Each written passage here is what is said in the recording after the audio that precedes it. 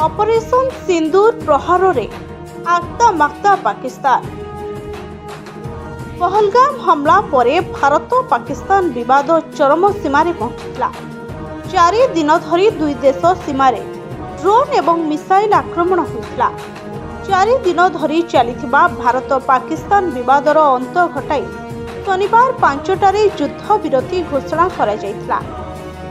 तथापि अस्त्र विरति घोषणा हेबार मात्र 4 घंटा परे पाकिस्तान तार बदमाशी छाड़ी नथिला। पुणी थरे जम्मू एवं काश्मीर रे सीमा पार गुलीवर्षा एवं ड्रोन आक्रमण आरंभ करदेला।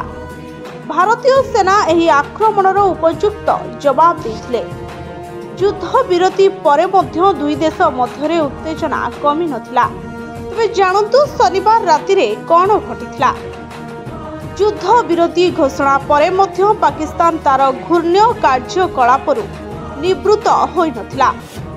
से अस्त्र विरति उल्लंघन करथिला सत्वे वैदेशिक सचिव विक्रम मिश्री राति 11टारे एक सांबादिक सम्मेलन डाकी कहिथिले जे पाकिस्तान अस्त्र विरति उल्लंघन करिछि, जहार जवाब भारत भयंकर देथिला।